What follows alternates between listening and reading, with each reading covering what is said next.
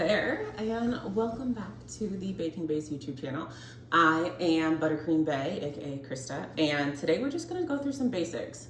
I realized that over the past year and a half, Ashley and I have done like quite a few themed videos. So now we have made the decision that we're just gonna go over some basic stuff, because when we were first starting, it was really helpful to just learn different tips and tricks. And so most of these videos that you're gonna see in the next couple weeks, or I guess couple months, they're gonna be pretty short, and we're just gonna make sure that we kind of teach you the easy basic things that could make things a lot easier. So first things first, let's talk about filling a piping bag. So I have two piping bags here, and I also have two different tips. So I have a bigger tip, and then I have a smaller tip. So with the smaller tips, I always use something called couplers.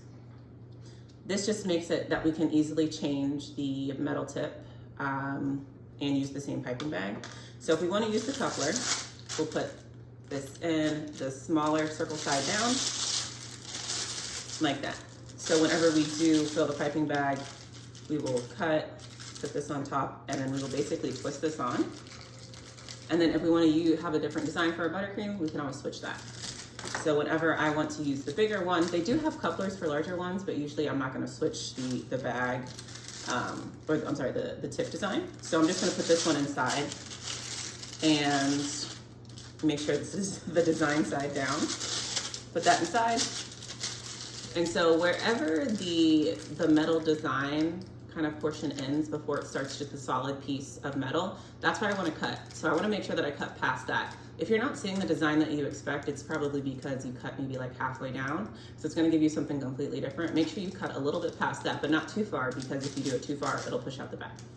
So when it comes to filling the bag, I always tell my students to start with using a cup or a mason jar or just their hand. And I like to have the bag go around the edges of the jar or your hand. So I like to do this. It makes it a lot neater and a lot easier to start. So I have my buttercream, and I'm gonna start with a little time. I'm gonna put it in and wipe it off on the side. This makes everything so much neater, and trust me, you will appreciate that. Make sure that you do not overfill your piping bag. It's gonna be hard to hold. So I have my piping bag, and I like to twist in the top so that there's always pressure in the bag. That's the most important thing. So you see this, lots of pressure. And then when I talked about cutting it, I'm gonna make sure that I cut past where the design would start. So I'm just gonna make a note of that and cut.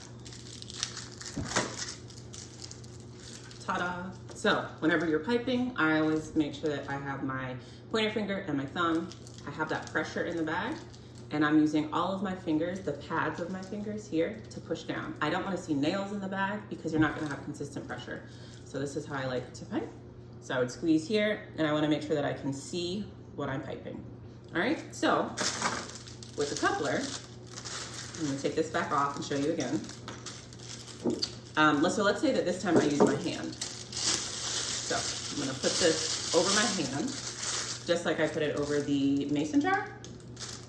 Do the same thing. It's a little bit harder in your hand, but I'm still gonna wipe it off on the side. And if it comes up, just fold it back over. But try to make your hand like a cup. Wipe it on the side, push it down. Create the pressure again, so we're going to twist. Make sure there's pressure in the bag. And make sure that you can hold it. You want to make sure that you can actually hold it. Once again, pointer finger, thumb, holding the bag.